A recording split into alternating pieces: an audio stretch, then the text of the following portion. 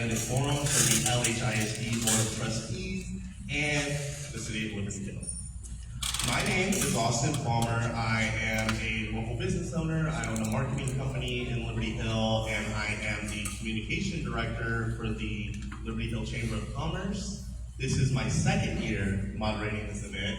I don't know why Rachel thought it was a good idea to invite me back, but she did, so I'm very thankful for that. This forum is co-hosted by the Liberty Hill Independent and the Liberty Hill Chamber of Commerce. We also need to give a special thank you to our event sponsor, Oak Crest Advisors, managed locally here in Liberty Hill by Jason Stanley. Thank you, Jason and the team, for supporting this event.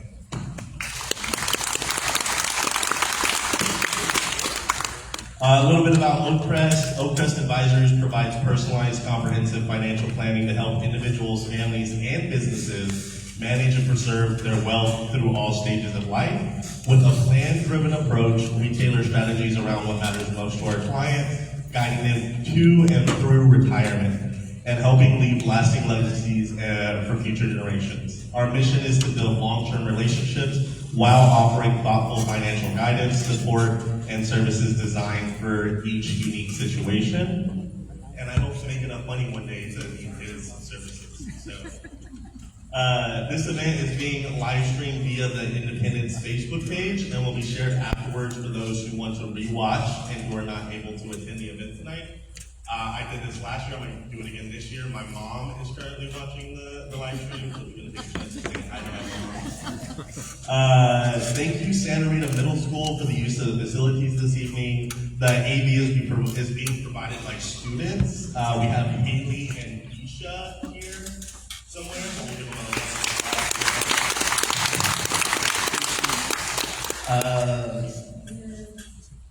we would also like to thank Officer Jenny Perez with the LHISD PD for being here tonight. So y'all behave out there. And as well as Nicole Haggerty, principal of Santa Rita Middle School.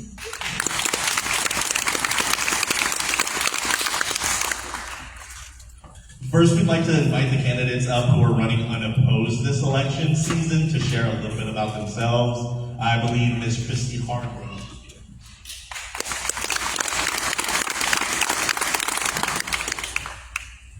Good evening. Thank you for being here. I know y'all are not here to hear me. You're here to hear the people that are running opposed. But I want to take the opportunity to introduce myself. I'm Christy Hargrove. I'm Place 6, Board of Trustees. This is my 4th year on the school board. I'm a retired educator of 25 years. I'm involved with the Education Foundation, Education Connection, which is the reading program in our schools, and very involved with my church. I love serving on the board. I have a heart for kids and for teachers, and I'm glad that you're here tonight. This is very important. This is our community. This is our kids. These are our educators. And I just want everyone to consider getting involved and volunteering. There are a lot of volunteer opportunities. If you're going to pick your kids up instead of waiting in the pickup line, park, go in, read, make copies, laminate. The teachers really do need help, but I would just encourage you as parents to get involved as much as you can. And please just support the teachers and support the kids. And I really look forward to serving 3 more years. So thank you for being here tonight and caring enough to see what the candidates have to say. Thank you.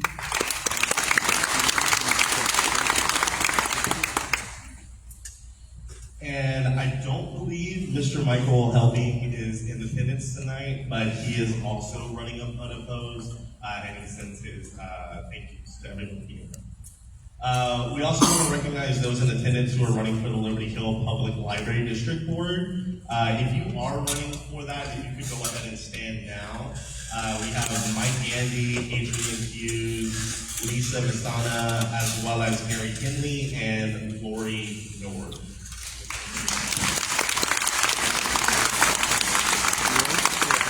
I know there's some really exciting things coming up for the library and the fair of the public library, so we're glad we're picking up service.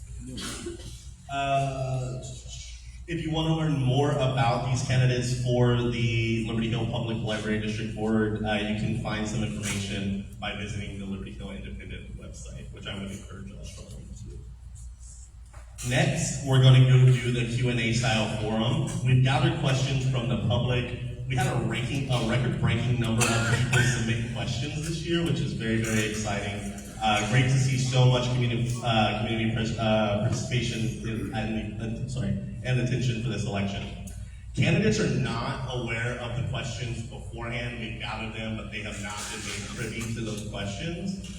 And we will not be taking questions from the audience tonight just to help with the flow of this event, but we took in a ton of questions from the community already, so we feel confident that we're going to be asking the questions that y'all are looking to get answered regardless.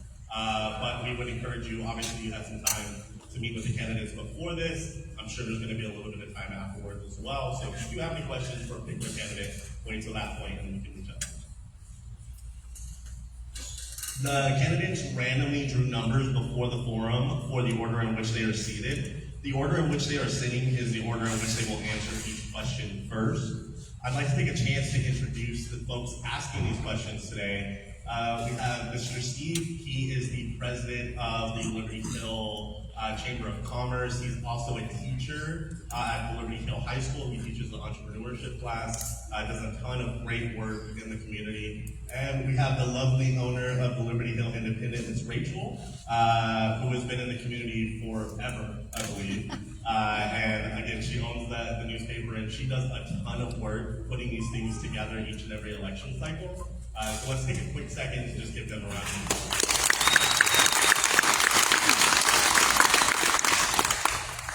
All right, now getting down to the rules here. Each candidate will have 60 seconds for opening remarks. Then our interviews will ask approximately 5 questions. Each candidate will have 90 seconds to answer each question. After their initial responses, each candidate will have the opportunity to follow up if they so choose. Following this, each candidate will be allowed 90 seconds for closing remarks. We do have a timer that is being provided by Ms. Kelly Michael, I believe, right up here. Oh, love it. And if the candidates go over, Kelly will rip them off stage for going over all their time. She was a bouncer back in the day, asked her about those stories. And we will let the candidates know when they have 30 seconds left on their time. First up is the panel for the LHISD Board of Trustees, place 7, with Cindy Hauser and incumbent Megan Parsons.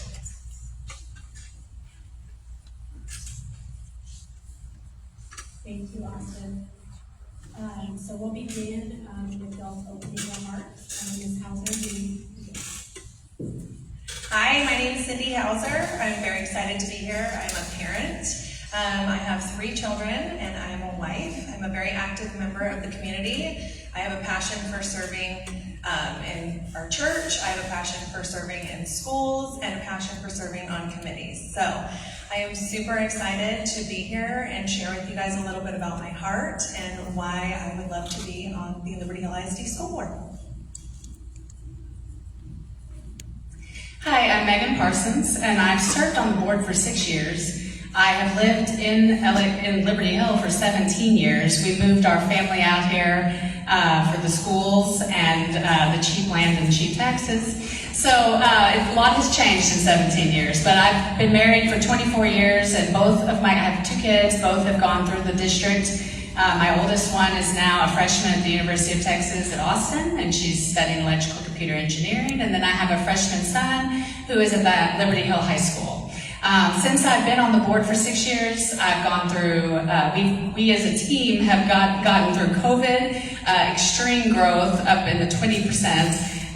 We've gone through 2 bonds, we've opened up a second high school, and we are dealing with budget situation at the state level. So there has been a lot going on. I volunteer in the community. I've been involved in PTO, basketball coach in the youth league. I do Education Connection, Reading with Kids, and Meals on Wheels. Thank you.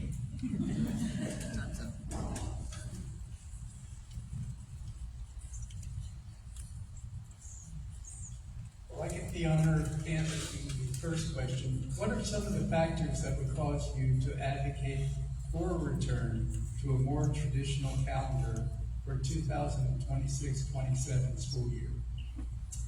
I would say, just based on my research, I've researched that crime rates go up in the area when you have a 4-day school week by 20% on average. Test scores go down, and absences also go up. So based on that alone, also thinking about the single parents, the 2 working parent families, and just the simple fact of the extra cost for childcare for families when we're already struggling would be reasons why I would think we need to return to a 5-day school week. So the only reason we were looking at an innovative calendar for next year, which I should say we have an innovative calendar this year. We have about 41% of our weeks in this calendar that are not 4-day, or not 5 days. So we have 41% that are 4-day weeks this year, and next year they're 70%. So we're not going from 0 to 100, we're going from 40 to 70%. The reason we're looking at it is because of the situation that we're in. There has been some success seen in 4-day weeks, but ultimately what we're trying to do is, given the budget cuts for next year, we've got to figure out a way to give teachers time. And so that was what the decision was made on, and ultimately we have already voted through the calendar as a board this year, so next year the calendar is set. However, every year we vote on the calendar. So we will go out next year and, check with the community, the teachers, the students, and the parents and see, is this calendar working? What do we need to change for the next year? So I will be advocating for whatever is best for the district.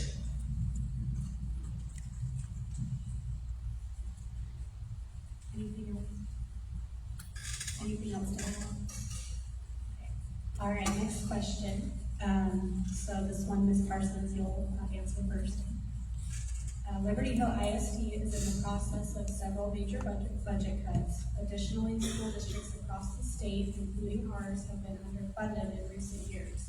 If elected to the school board, how do you plan to advocate for increased funding while also ensuring our district maintains the resources students and teachers need to succeed? Well, since I've been serving, I have been currently advocating. I have a good relationship with our state representatives. I've been down to the Capitol multiple times. The main thing that we try to communicate to our representatives in our government is the needs of Liberty Hill. There is a good wisdom and reason behind local control of school districts. We all have a lot of similarities, but we are all very unique and different. And so we want our representatives to know, what does Liberty Hill ISD need? And I have been currently advocating for that. We have over 80% of districts in Texas that are facing budget deficits and are having to make deep cuts. This goes it's a bigger problem than LHISD. It extends to the state level. So there are big changes needed, and I will continue to fight that fight and advocate for LHISD. I would also advocate for that. However, I think at some point we need to look at Liberty Hill as trying to become more independent from the state's funding. Yes, the state's funding is needed, and yes, we should fight to get as much of it as we possibly can. However, I think we need to become more creative and innovative with ways to bring in additional streams of income into Liberty Hill ISD. So we are heavily dependent on state funding and local funding, because if the state is not funding us, it falls on the burden of the taxpayers. If you want to get creative with more revenue streams, we are currently doing that. There are a lot of things in our district, like youth football or youth basketball or baseball will pay a fee to use our fields. We have advertising fees for our scoreboard. There are things that we're doing in our district to bring in revenue, but ultimately, if we do not have state funding, it's a burden on local taxpayers.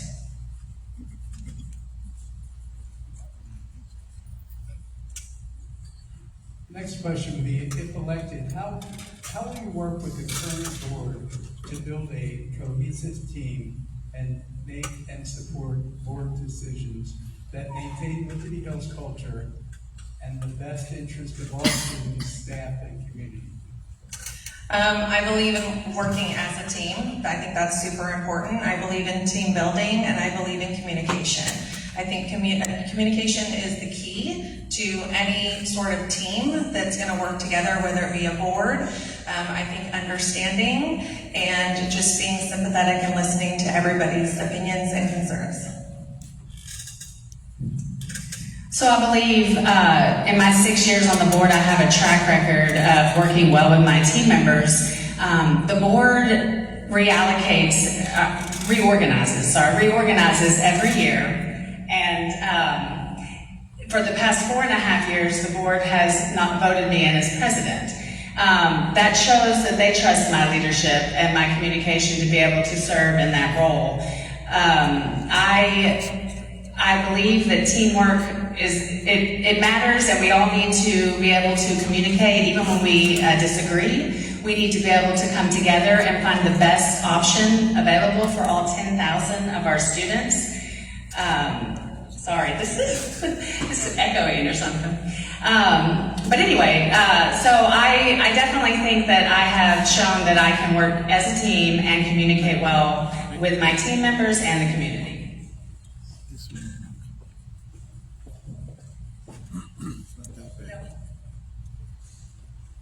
Okay, next question.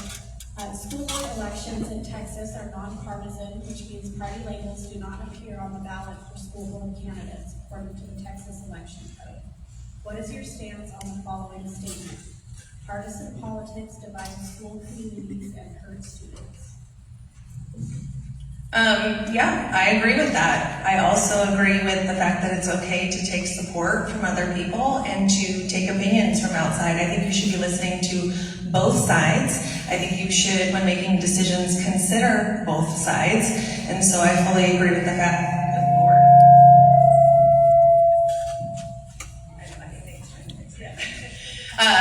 so I agree that if you're elected as a board official, that when you're making decisions, you need to think about every child, every parent, every teacher, and the entire district the same.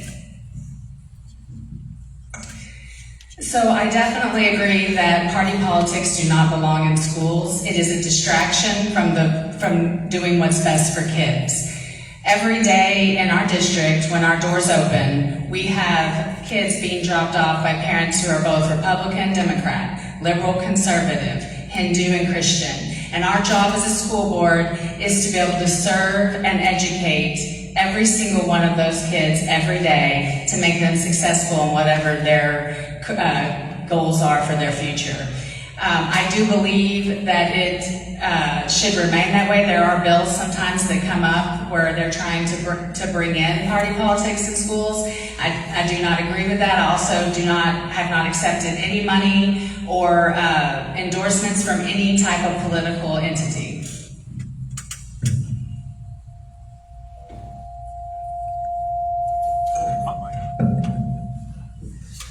And the last question would be, last week, the Texas House of Representatives passed both its school finance legislation and its school voucher bill. Where do you stand on these two bills, and what have you recently done to advocate for or against these bills? So I originally was not for vouchers in any way, shape, or form. The more I have educated myself, I have learned that there is quite a bit of funding that is supposed to be coming into public schools as well. So I think that if it's going to, obviously it's already passed, there's not anything we can do at the point to change it, but I think if there is to be a benefit to public schools as well, then great. I believe every parent should have a right to choose where their child goes to school. And if it's something that is truly going to benefit special needs or low-income families that may or may not need different services, then that's their choice. As long as public schools are getting the proper funding that they need, I'm okay with it. Yes, so vouchers sound good in theory, but it is not playing out the way that it sounds like it should. Right now, we currently have school choice.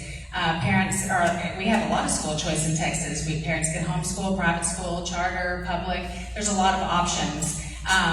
The way our government has handled vouchers is they have kept a huge surplus of money, billions of dollars, that they have refused to give to public schools for the past 2 years. I have heavily advocated against vouchers in the past. As Mrs. Hauser said, and there was a point coming where we knew that we were not going to get any funding in the public schools unless vouchers did pass. At that point, we've been fighting to get public schools funded.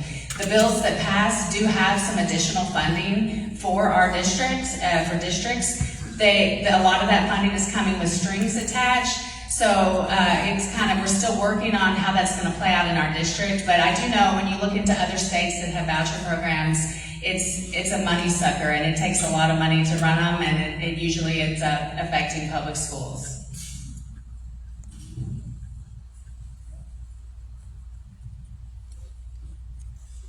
Thank you both very much. We're now going to give each of you 90 seconds for your closing remarks. So I just want to say thank you for giving me an opportunity to be here tonight. Thank you for listening, and thank you guys all for showing up. I believe it is so important for everybody to get involved, to educate yourself, to meet the candidates, speak with them, and make yourself an educated vote. If you have any questions, I'll be hanging around tonight, and that's it. Thanks so much.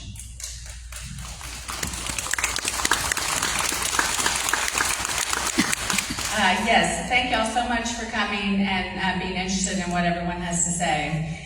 I do truly want what's best for this district, so come May 3rd, whatever happens, I just hope that it is best for this district. I'm deeply committed to this district and watching it succeed. So I do ask for your vote come May 3rd, or even early voting right now is going on. But anyway, appreciate y'all coming out tonight, and thank you for the support.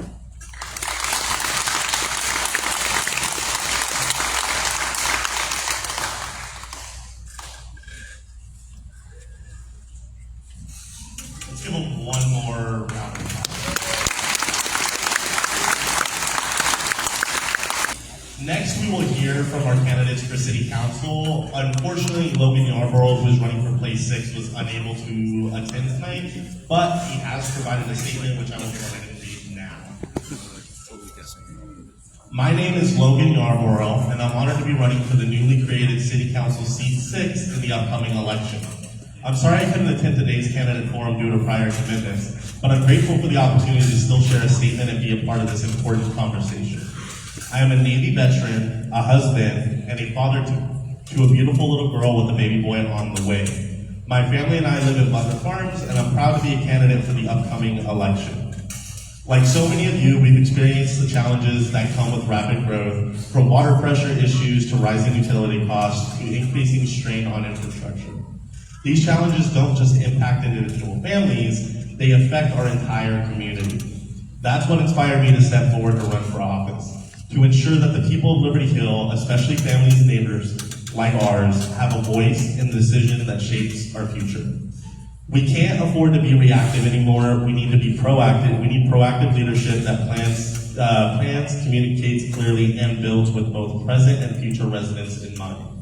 If elected, I will work to bring greater transparency to the city's infrastructure planning and push for a clear, timely communication about projects, timelines, and improvements. We all deserve to know what's happening in the neighborhoods and why. Another key focus of mine is supporting local small business. I've spoken with too many business owners who feel overwhelmed by unclear city processes or frustrated by the roadblocks they face when trying to grow or even stay open. These are the same businesses that make Liberty Hill unique, and we should be doing everything we can to help them succeed. I'd like to create workshops and resources to guide new and existing small business owners through the permitting process, zoning rules, and local policies so they can focus on growing, not just surviving. I'm running to be a voice of all residents, someone who listens, who asks tough questions, and who fights to make Liberty Hill the best it can be.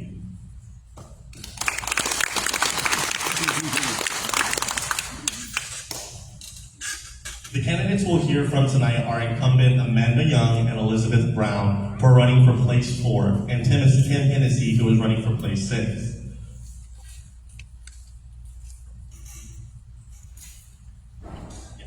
So if we can have Amanda Young, Elizabeth Brown, and Tim Hennessy come here.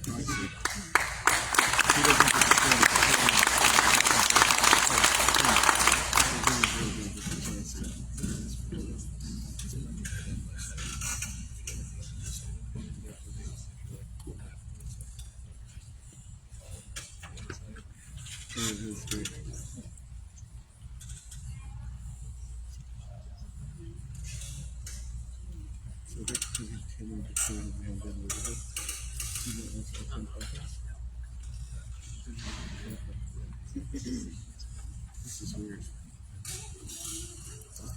But okay.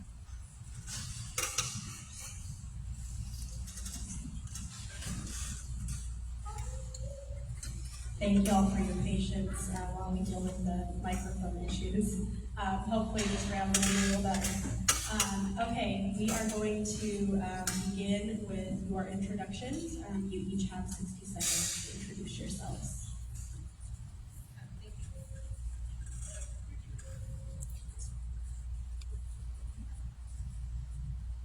Is it on?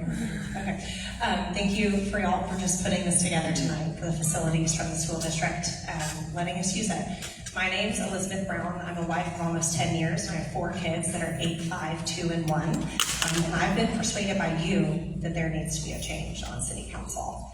I own my own business, and it's an efficiency business, and I identify the reality of situations, highlight inefficiencies, and streamline operations through strategic planning.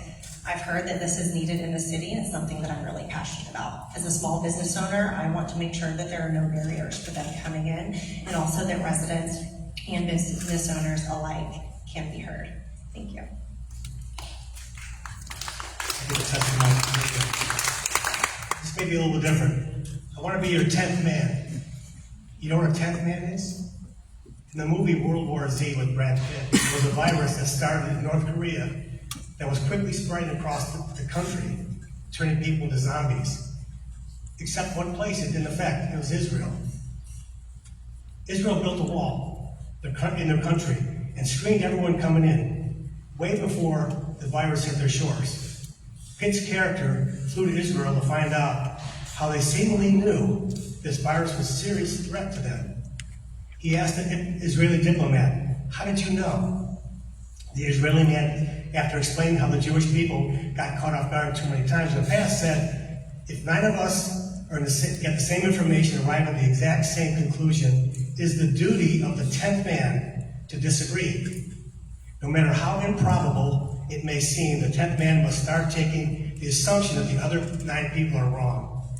Pitt took a look at the man and said, "You were that 10th man, weren't you?" And he said, "Precisely. I want to be the 10th man. I want to question everything. This council is doing a great job, but I want to be able to question, and I have to stop now. Thank you."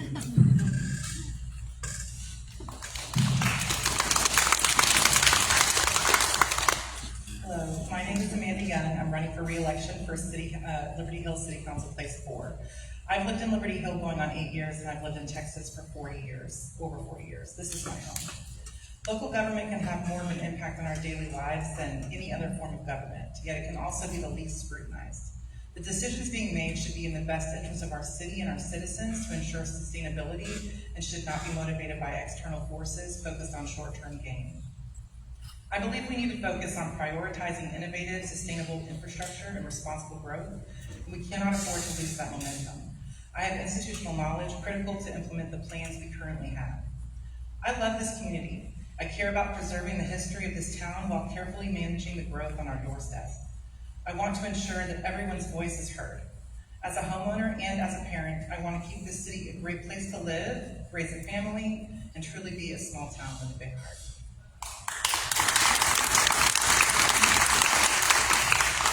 Well, I had the pleasure of asking the first question. So, if elected, what would be your goals for supporting small businesses, particularly in Liberty Hills downtown area? Yeah, absolutely, thank you. As a small business owner, and after meeting with over a dozen small businesses throughout the entirety of my campaign and even before, it's been very clear that there's a lot of red tape to go through. Not just at the state and federal level, but especially at the local level. There's not really a good map or game plan for people to be able to follow, and now we have different businesses that are leaving. I even heard today that like 123 Playroom is closing. And so these businesses are going out with no reason that we have behind outside of the fact that they're hard to raise, or there's conflict between what the fire department is saying versus what the city is saying and what can actually be done. So my hope is that we can have a clear, defined plan with timelines, costs, etc., to be able to raise those businesses and then continue to support them. I'm going to start with this. being a new candidate, there may be some issues tonight that I'm not going to have an answer to. I've attended several city council meetings, watched them online, they're doing a great job, by the way. However, there are executive sessions, nothing happening outside the purview of the council. I don't have any idea. If I don't know the answer to a question, anybody ask me tonight, I'm not afraid to answer any question. If I don't know, I'll say I don't know, I'll find out. Or I have no clue, and I will get back to you. I got 4 decades of IT experience in aerospace defense industry currently. My first programming job I got, I was not as qualified as the other 50 people they interviewed. When I got to that job the first day, I said, why'd you hire me? I didn't think I was as good as the other people. They said, Tim, we gave you a trick question. We made up a programming command that doesn't exist, and you were the only candidate out of 50 people that said, I don't know. And so they hired me because of that. They said, we want somebody who's honest, because we don't want someone who thinks they know it all, and I don't. So if I don't know the answer to a question, I will tell you I don't know. And as of the current question, I have no clue. No, just kidding. How I would support, stop, I'm sorry. Can I answer that later on, maybe? All right, sorry. You get a second chance on each question. So we did, about 6 months ago, we hired a deputy city manager who is going to be in charge of the planning department, which I really want to work on our customer service and all of our city departments. But I think that we have a really good economic development corporation as well that takes care of our small businesses, and I'm hoping that they can do that as well for different plans to support our small businesses, because I know I've personally also seen a couple of things close, which is not great. But I know we also have a downtown master plan that we adopted, and I'm hoping that that helps. And yeah, I mean, I hope that we can do more.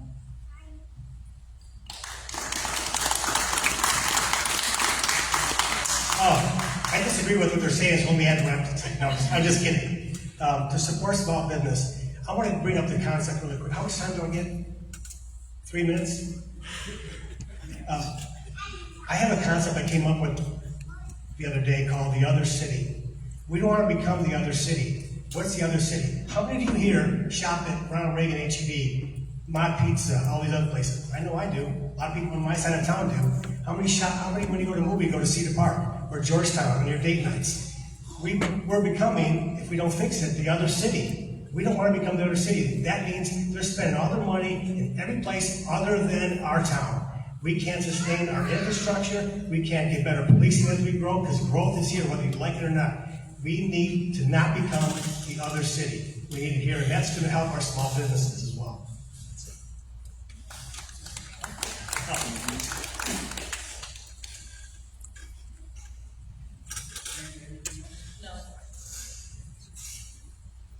Okay, next question.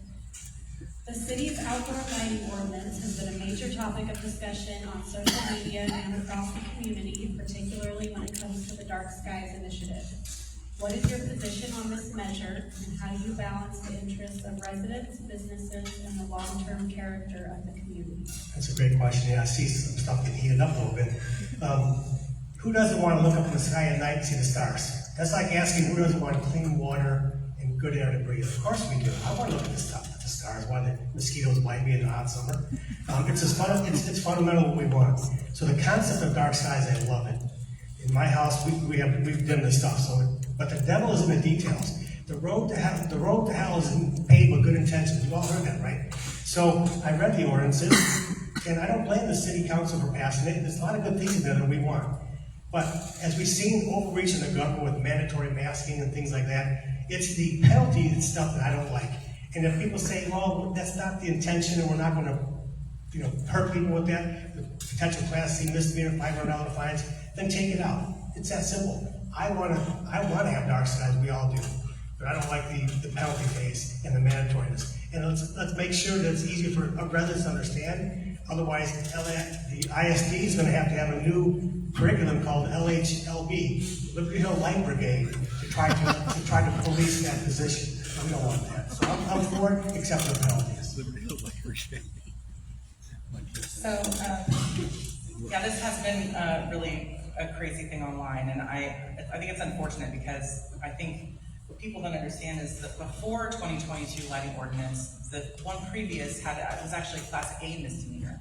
So the one that we did is actually less severe. But also, this is not intended to be for the residents, it was intended to be for the developers. And when we clean up our USD, which we've already hired a consultant to do this, our Unified Development Code will be cleaned up, will be easier for everyone to understand, will be easier for the developers and the residents to understand. But this is not going to go into effect until 2027 anyway. It's unfortunate that we didn't, as a city, go out and do more education for the public when it started, and that is really unfortunate. I hope that that changes in the future too, because I think that obviously this is something that there's a lot of misunderstandings about, so.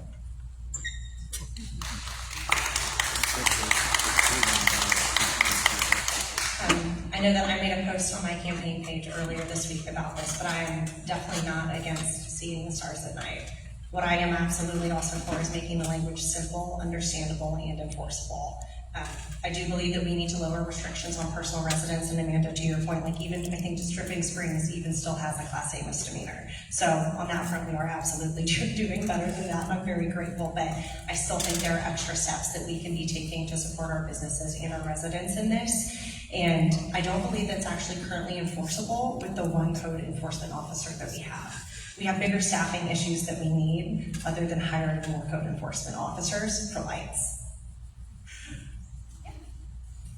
Referee.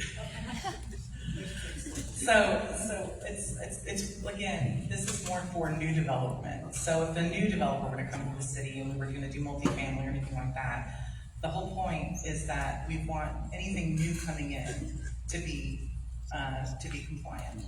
Somewhere like Georgetown doesn't have the opportunity to become a dark skies community at this point. There's no way they could go back and retrofit everything. But we are small enough right now that if we take the time to ask the people coming in, and it's not an extra cost issue either, it's just asking people to go by the ordinances when they're building new.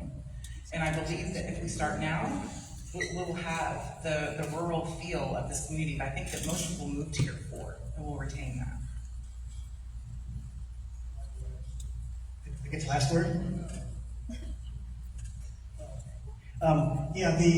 It's the enforcement part and the penalty part that I'm really against. And we don't want to put any more burdens on our businesses. It's hard enough to do business in general in the world today, in our economy, and we want to be easier on our businesses. My next door neighbor, literally my next door neighbor, closed their business down and is moving out of our area. And she said it's hard to do business with the city. We need to fix that. And it's not disparaging any particular person, because I know everybody wants to do better, but we have to do better for our city. And treat people as adults. Educate them on the lights, and most people will say, that's a great idea, I want to see the sky too, right? Let's do it. If voluntary means voluntary, okay? So let's do that. Let's educate them, like Amanda said, and look for that. I am absolutely understanding of the fact that it is for new development, but unfortunately the ordinance still does apply to residents that live here today. And I do think that that needs to be rewritten. I'm so glad that the UDC is being rewritten, because that is my hope, and that's something that I will be pushing for if elected, is that we see that come full circle and we're not just only keeping it for new development, but we are focusing on the current residents too. Next question. Many residents who live in the city's extraterritorial jurisdictions, or ETJs, are directly impacted by city decisions, but have no representation or ability to participate in city elections.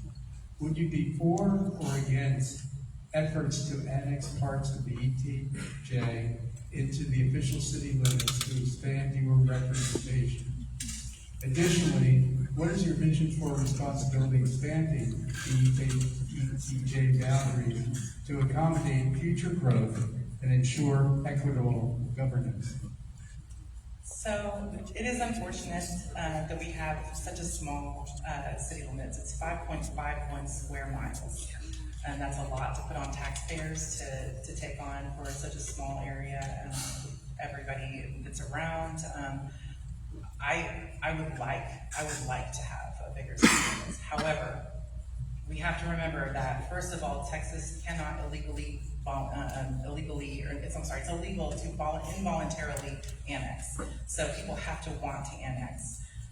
Also, it has to be contiguous after home rule. That's a new rule we have to abide by. But also, when we annex someplace, we're obligated to serve water, wastewater, police, everything else. And I'm sorry, but I don't think that it's responsible to do that unless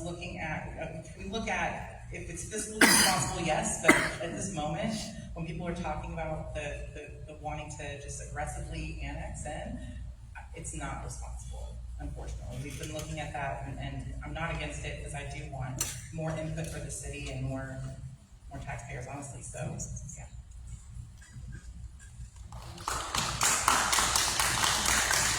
I definitely agree with everything that you say, just because there is that logical and functional piece behind it of being able to provide them with water and with wastewater and everything else that comes with annexing in different parts of the city. I think in the meantime, while it might not be a reality, I think residents of the ETJ are doing a fantastic job of making their stances known, whether it's online or meeting with council members. So in the meantime, I think it's so important that we're listening to them and taking in their opinions and what they're wanting to see in the city, because eventually they will be a part of it.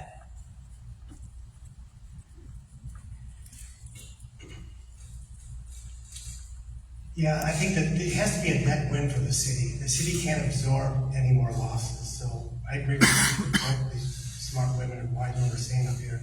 It has to be a net win. We can't afford to bring them in with the mud that they have, and I'm not 100% sure how much the city would be responsible for that, but we have to bring them in responsibly to make sense. Right?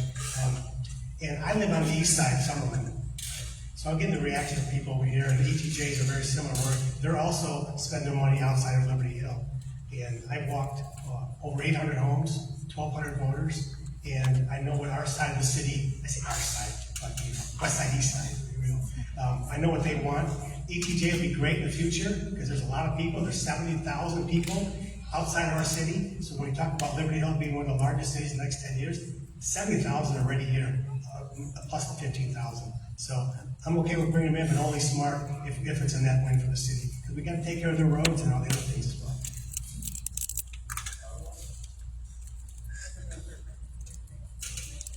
Roads are a great thing to mention. You follow? No follow. Okay, do you believe growth is ultimately a good thing or a bad thing for Liberty Hill, and why? And how should we be preparing now to manage the growth coming our way, particularly when it comes to infrastructure such as water and wastewater? I ultimately believe that growth is a good thing. I came from a very, very small town in Tennessee that quite frankly abhors growth, and they have one blinking traffic light. So I love to see the growth in cities because I know that ultimately it brings jobs, it brings stability, it brings taxpayer money, it can lower our property taxes. I think doing that smart, being cohesive with the city council, with the residents, with the ETJ, with businesses is really key to be able to do that though, and making sure that all people aren't necessarily in agreement, but that we're all in agreement that we're doing what's best for the city. Next, growth is here. You can't deny it.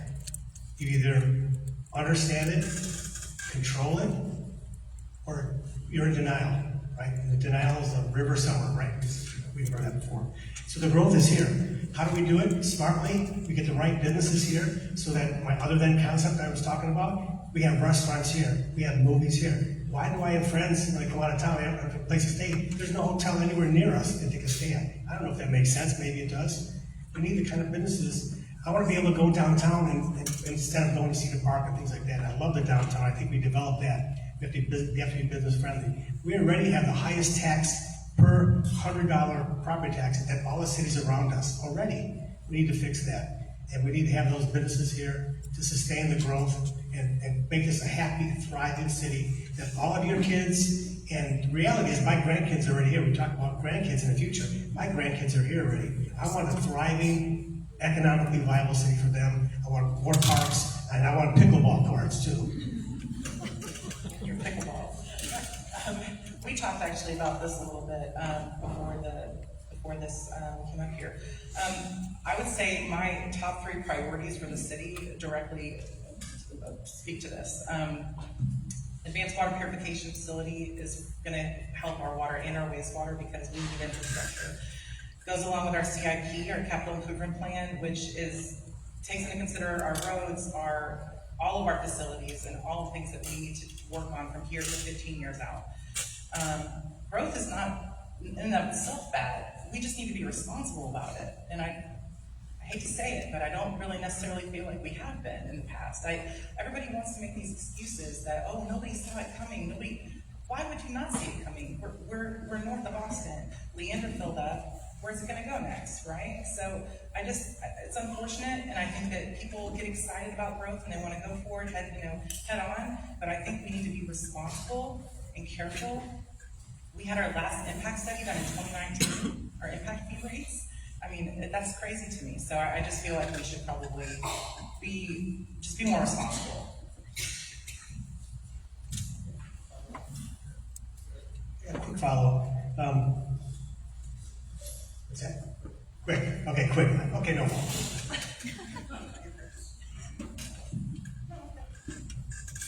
My next. I got the last question, and obviously there must be talk about disagreement between the city council members, because this question, if elected, how would you approach leading in a potential environment where there are strong disagreements amongst the city council?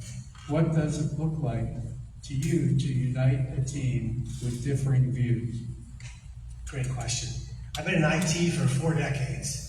And it's very similar to being a politician, actually. You have to absorb information like a fire hose. You have to analyze it. And you have to talk to a lot of people. People think computer people are a bunch of nerds in the background. You have to talk to a lot of people. So I have many examples. In fact, if you go to my page, I'm going to have a post about my ISD experience and what I did to simplify the systems. And it took a lot of communication and just asking questions, right? I'm not here for me. My life has been great up until this point, right? So I'm here for my grandkids, for their future, to help everyone else, help my wife, my family, my son-in-law, my daughter who's here. So I get emotional talking about family. You shouldn't do that in front of people, but gotta lose my train of thought here, but I've worked in many environments where it doesn't matter what the people thought. What I do is I ask questions, because I never pretend I'm the smartest person in the room. And when you do, that's the danger. If you think you're the smartest person in the room, ask people, get their consent. Don't give them their ideas. Ask their ideas with an intent of listening. And when you listen, the answers become obvious. And when the answers become obvious, you build consensus, and the people that you're listening to will end up agreeing with the final result. That's how we do it. It's not about personality. It's not about conflict. It's about doing what's right for the city, and that's what I want to do. I like this question because I think that I definitely don't always agree, and we definitely don't always agree. I mean, I was on a council with the first 2 years with a whole different set of people than I'm with now. So, we did not always agree, and I love that. I love to hear different opinions, and as long as we're adults and respect each other, it's really not a problem. I didn't have a problem at all.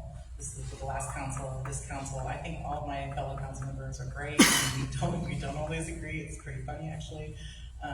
But I think we come to better solutions, actually, from the diverse opinions. So I like that. And but again, adults can get along and disagree and still be respectful and be, come together to lead the city. I think for me, I've worked in corporate, and right now, the plethora of clients that I work with, they constantly divulge in their opinions, but it's really important to be able to see the end goal.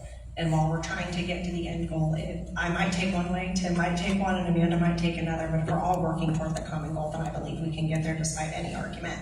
I also think it's really important in those times to be able to seek to understand, like what Tim was saying, like be willing to ask the questions, but more importantly, be willing to listen. You've got 2 ears and 1 mouth, and you should definitely use your ears more.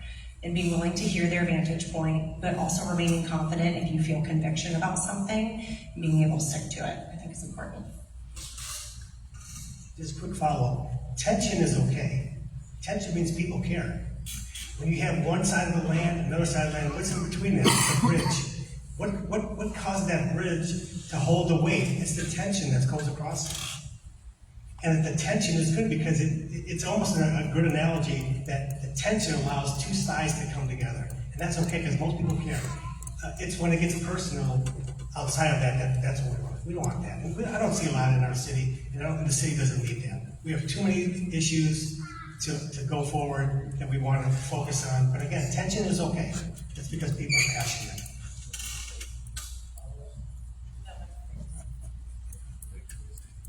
So we're going to close this section off. We're going to allow each of you to make a statement, 90 seconds. Mr. Hennessy, we'll start with you. The clock hit, I'm not ready. Hold on a second. I want you to remember a couple of things from tonight.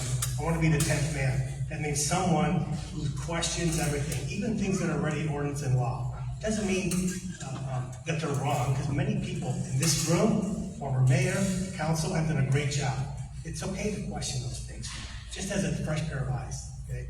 You heard me talk about not becoming the other city. Let's not become the other city. If we want to become the city where people don't drive through and drive away from, they stay here and it becomes a destination for us and our families, okay? And there's one more thing I didn't mention tonight, and this doesn't personal at all. It's just something that's a situation that I don't think is fair to anybody. I think you all agree. If it doesn't go the way I would like to see this election, and I don't win, and Mrs. Brown doesn't win, and the current mayor, we can have a situation where there's 4 people from one neighborhood controlling the council. There's no personal offense to anybody, but I think it's a thing of fairness. I'm in Summerlin West. Would anybody here wants 4 people from Summerlin West to be on the council? I don't think so. I think it's a good situation. Again, it's nothing personal at all. It's just something I want you to be aware of. And if I've earned your vote from what I said tonight, great. If you like what my opponent said, vote for him. He's a good guy, actually. We got to know him during this election. Thank you so much.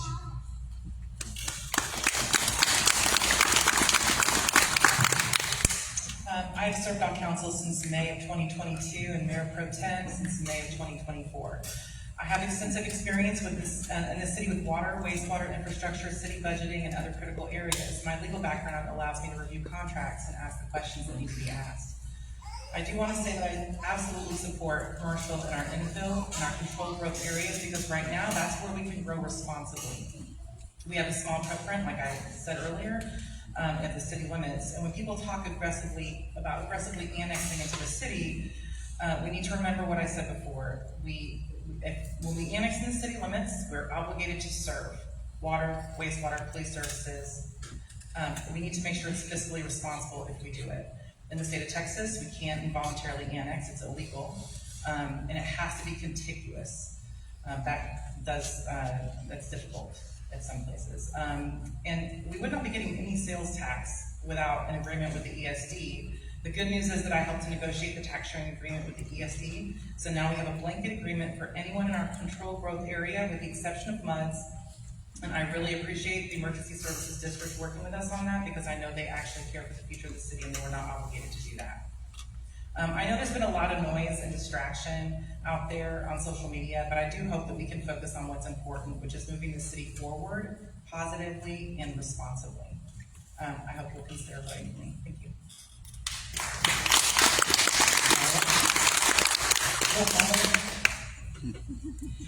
All right, thank you all for being here tonight. After everything that I've discussed, I hope one thing is clear. I'm running because Liberty Hill deserves fresh leadership and new vision, and I believe I can do a better job delivering that.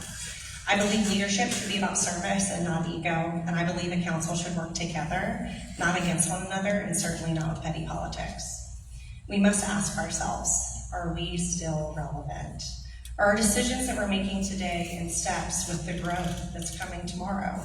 And if we want Liberty Hill to be the place that my kids and your grandkids are proud to call home, then we've got to start leading like it matters, and we have to start leading like they matter. I've heard it said, it's not that change is hard, it's that resistance to change is far too easy. But I've knocked on your doors, and I've talked to you as business owners, and I've listened to you, and I've heard what matters to you and your families, and now you have a choice to make.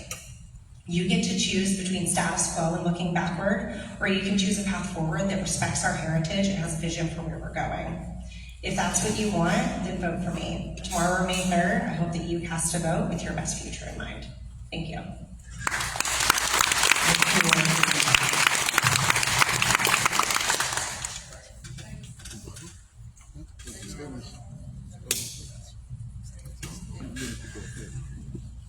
Let's give them one more round of applause.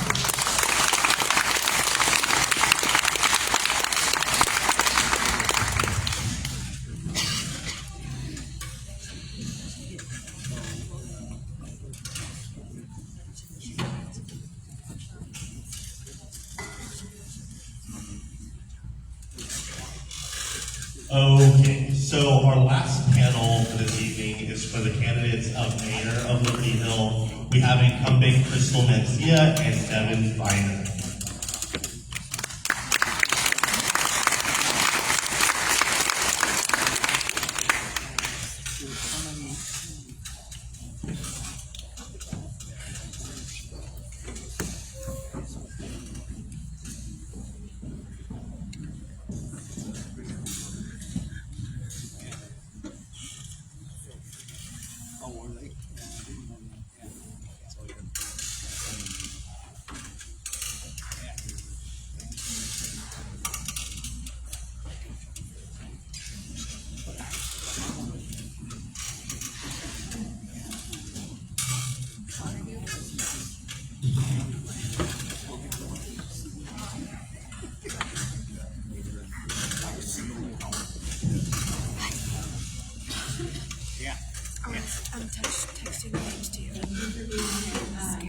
Can y'all please begin with your 60 seconds for opening remarks?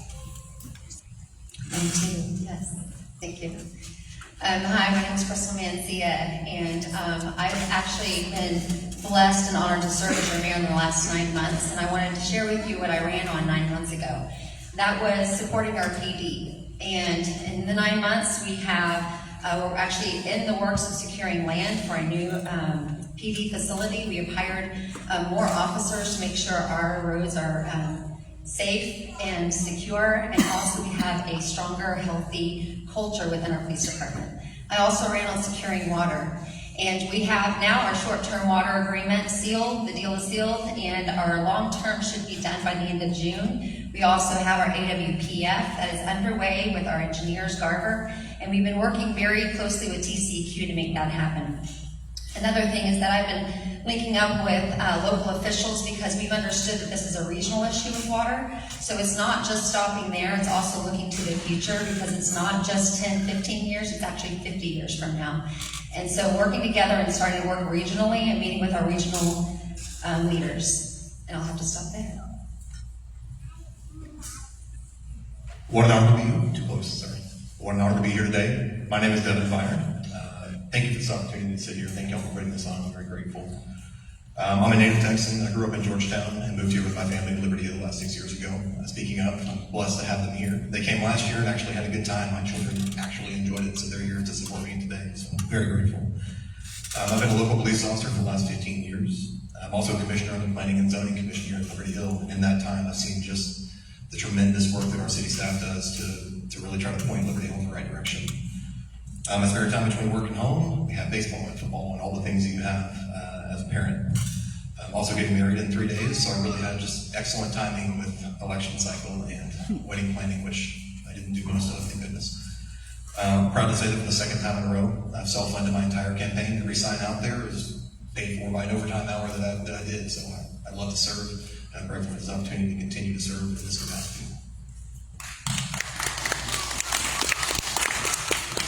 So the first question is, Liberty Hill has experienced rapid growth.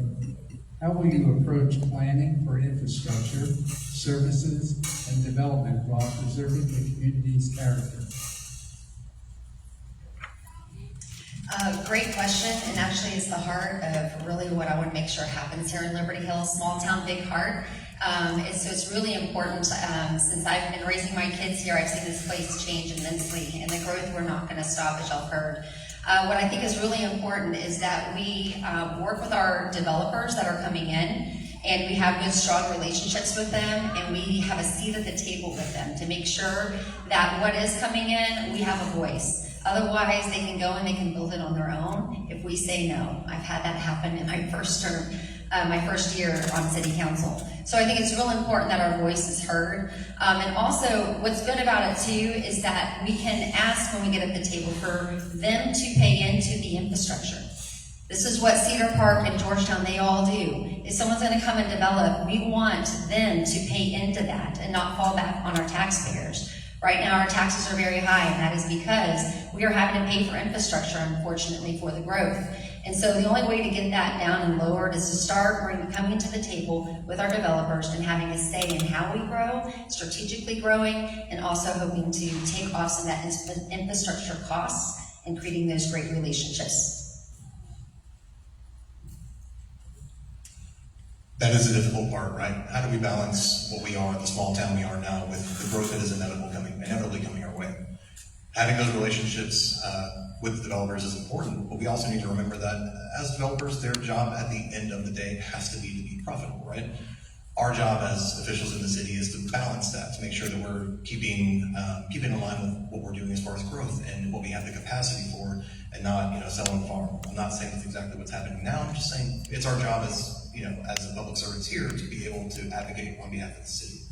So, it is, Mr. Hennessy had said before, we don't want somebody to go next door to go to the movies, but also we don't necessarily have the capacity at this time to be able to have like a movie theater and things like that. So just finding that balance between inviting new growth in here and inviting new rooftops. I think we forget about that as well, that we see neighborhoods be cut in and we're like, oh, that's property tax dollars. No, that's debt 20 years from now, is what it is. We need to be really responsible when we bring those places in, bring those houses in, that we do it in a way that's not going to set us up for failure in the future.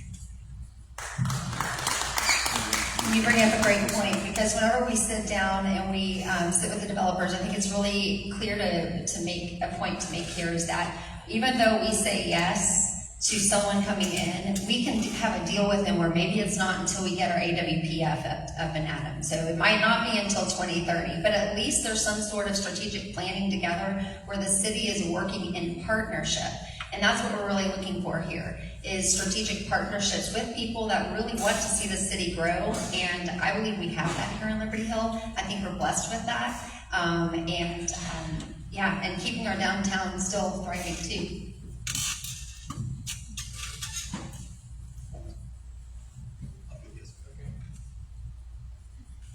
Okay. Transparency has been brought up many times during this campaign season among candidates and the community, particularly on social media. Do you believe the city of Liberty Hill has a transparency issue? If so, what would you change? And if not, why do you think this concern is being raised?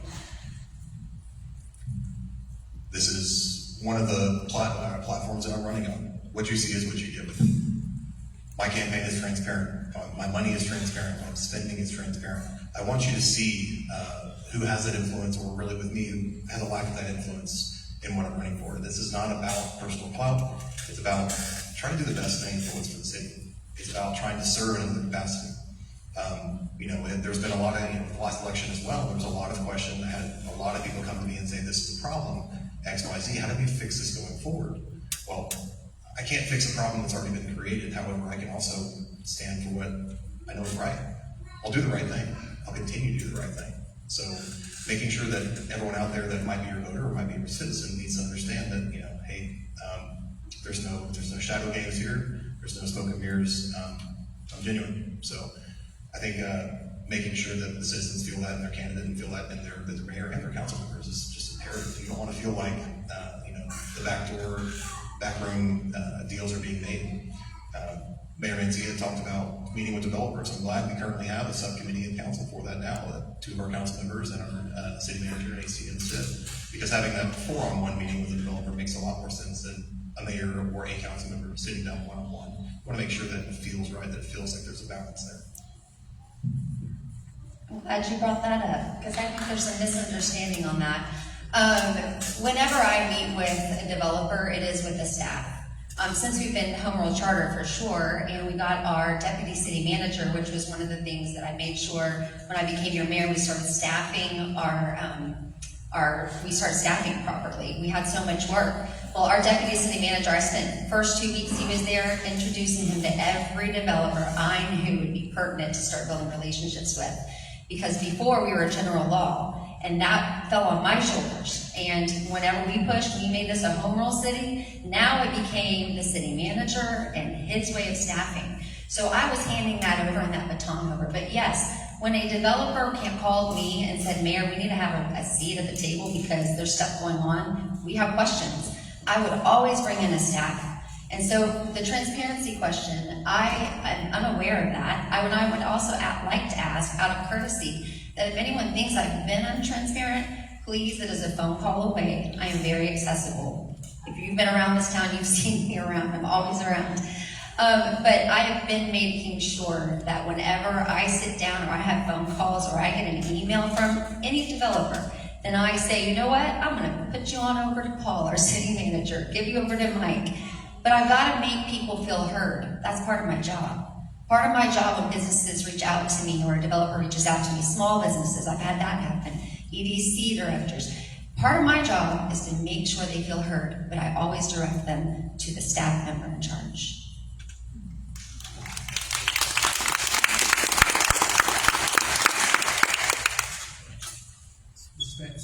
Your experience is working in commercial business development. Mr. Viner, your experience is working in law enforcement. If elected, what specific boundaries or policies have you established to ensure your current and or future private employment would not conflict with your public duties as mayor?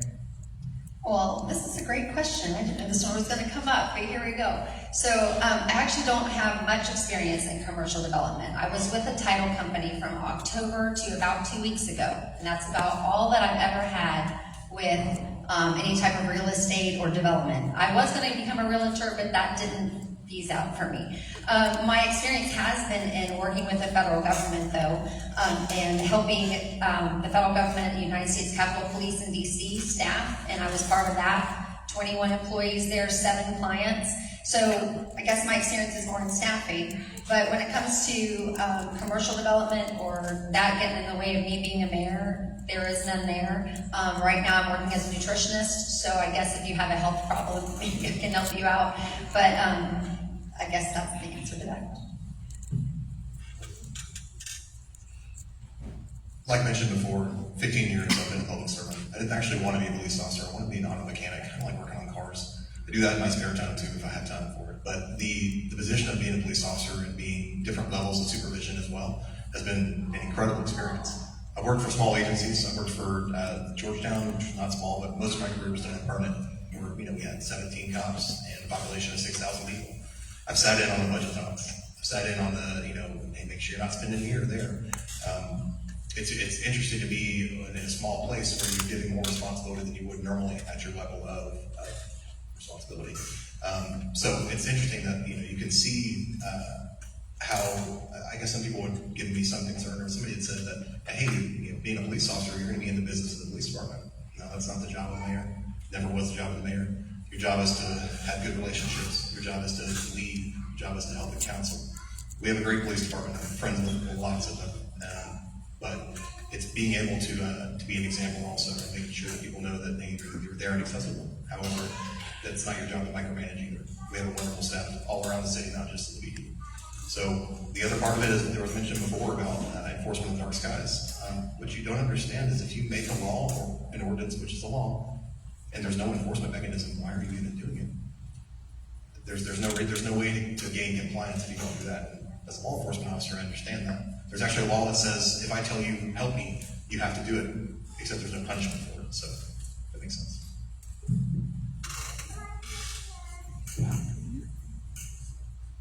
Oh no, we're good. Liberty Hill ISD is facing significant challenges, which we've heard a bit about earlier tonight. Those include rapid growth, staffing shortages, schedule changes, class sizes, a deficit budget, and more. While the city and its boards don't directly oversee Liberty Hill ISD, what role do you believe local government should play in supporting the success of public education?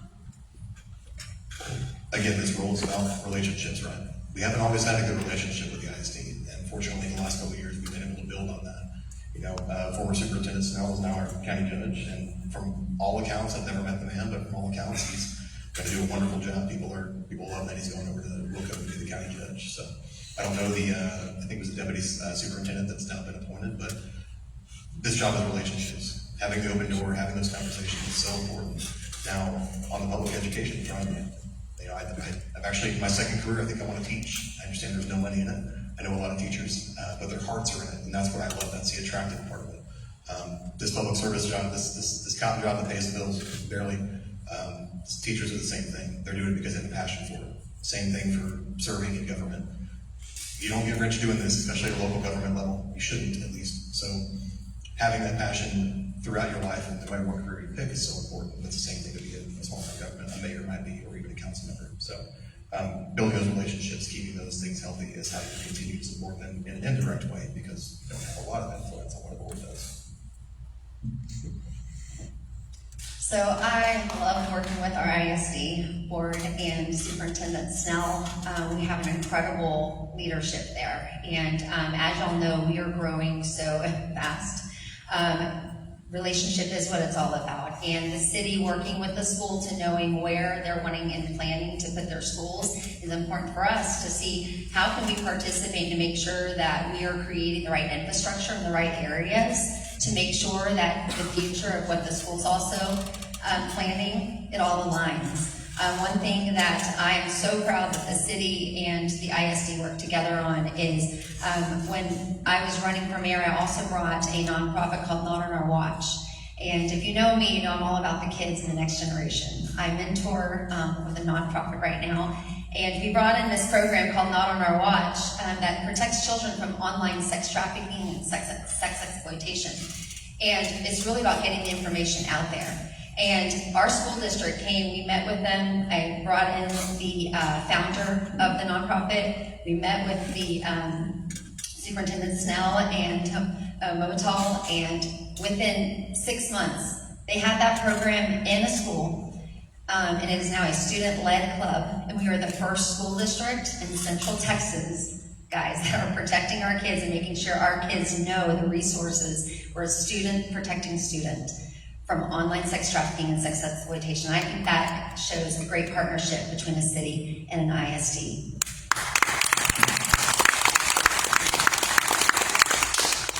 As a parent with kids in Liberty Hill ISD, I'm grateful for the city bringing in that opportunity, bringing in that resource. I'm intimately familiar with the relationships that get built in the schools, especially with the school resource officers. I've supervised several of those guys before. I'm friends with current SROs.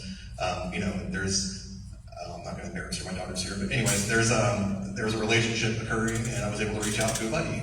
Hey, we keep an eye on this. So again, being a mayor is having relationships and having positive influence with those people because you know them by name. It's the same thing with your officers in the schools as well.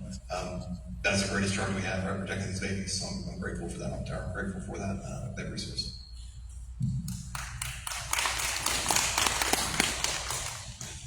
Well, I have the pleasure of asking you the final question for you all. Do you believe Liberty Hill has developed the reputation of being a bad place for business or a good place for business, and why? If elected, are there any specific actions you will take to make it easier for local entrepreneurs to start, operate, and thrive here? If not, why not?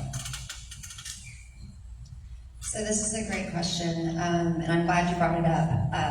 When I first came 4 years ago, our reputation was really bad. It's very difficult to do anything in the city, and I believe it's mentioned before where there just wasn't clarity that if you were going to build a business here, what did that look like? What did that path look like? And there were these gotcha moments. And as I've been serving on council and this last year as your mayor, I was hearing the same kind of message of, we got another gotcha moment. And so I'd take it to staff and I'd say, here you go, how can we do better? Part of that problem was we were understaffed, which we have been correcting. We still need to work in a couple of things. We're in the budget season, so that's good. I think council's gonna be able to approve some more positions to help support staff. That's part of it. The other thing is just staff having clarity of where council really wants them to go and what direction, and I think that's starting to be given to them. And then also a process. which I think is going to be coming within our planning department, is really where we're struggling. I'm sure if you have a business here, you understand, you heard. It's really our planning department, but we are working on getting them the right tools, the right support, and the right direction and processes, so that when a business does come in, there is clarity. So there's still work that needs to be done there, but I would say, as I keep going out and I keep hearing from local communities around us, what are your thoughts? Are we doing better? The message now is we are getting better, but there's still work to be done, but it's good that we're starting to improve. I love this question. This is right up my alley. So, as I mentioned before, I sit as a commissioner on planning and zoning. I see these businesses come with these plots and these plans. I see our city staff struggle through, revisions over and over again when they're asking for something to be corrected, and they correct one thing and then it has to be resubmitted. The process to get something through is very lengthy. That kind of accumulated recently. We had a business owner come into P&Z and say, man, this has been excruciatingly painful to start this small business. It's still hard right now, so we have to do something to change that now. Like Mayor Nancy had mentioned, we're finally staffed in our Planning and Zoning Commission literally in the last month or so. So things are getting better there. We just need to make sure we're treating the people at the city staff, we're treating them all so they stay, treating them well. That has always been the case, but right now we're fully staffed, so getting those processes minimized is important. The other thing I want to say is we need to have a level playing field. Having 100 variances for different businesses that have different relationships with the city, or we've always done it this way, or hey, I know somebody, I can get this through. That was literally a comment made recently. Oh, don't worry about that, I can get it pushed through. I had somebody come to me in the last 2 weeks and come to me and like, hey, that's shouldn't be right. You're right.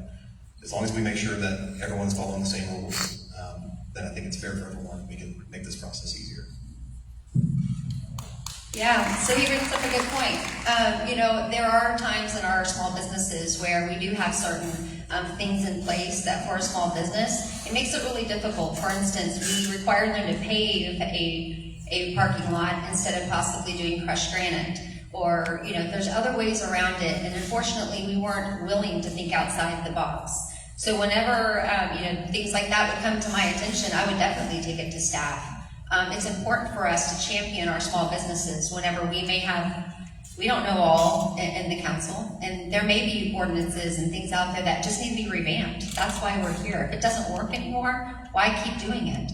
And so if a problem comes, then yes, it's my responsibility to go and to say, hey, is there any way that we can make this a little easier on the business, but stay within our means of what we want or looking for the city? And, you rely on your staff to teach you and to guide you in that and to guide them in that and to think outside the box and have those conversations at the table. Again, it's all about bringing it to the table with the staff and to see how we can work with them to make sure we're not being burdensome on our rules and ordinances, but we're also being business friendly while protecting our downtown area and our beautiful city.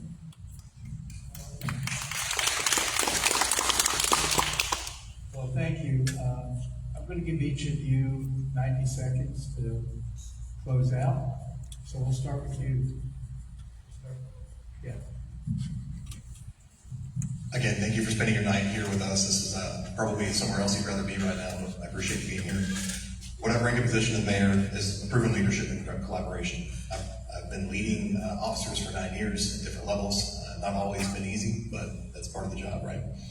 Particularly since last year's election, I've learned that support can come from the most unlikely of places. I've had people come from literally all kinds of political spectrums that we either completely disagree or kind of come out and say, hey, I appreciate what you're doing. You have to remember, though, that it's all about having polite discourse, right? We can disagree, and we can still get the business of government done. You got to take the time to listen instead of waiting for your next opportunity to speak. I think we're always so trying to get your point across that you're not really listening and trying to hear what somebody else is saying. You can change your opinion if you open your ears up. When you put aside hurt feelings or insignificant differences, you remember that the number one priority is serving our citizens. The rest is static. We got to put that aside and do what's best for the people we serve. So that's what I offer for this job.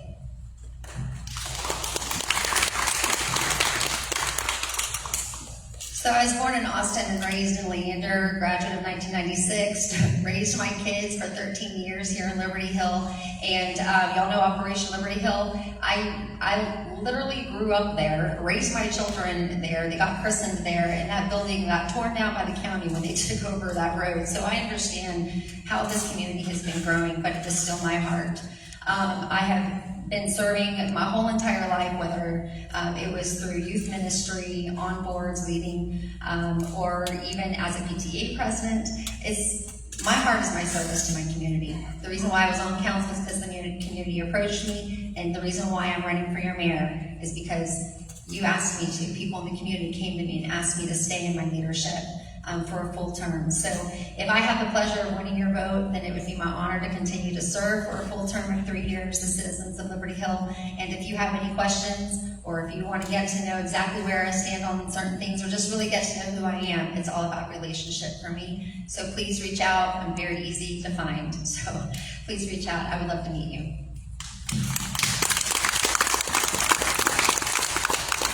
Thank you very much. Let's give them one more round of applause.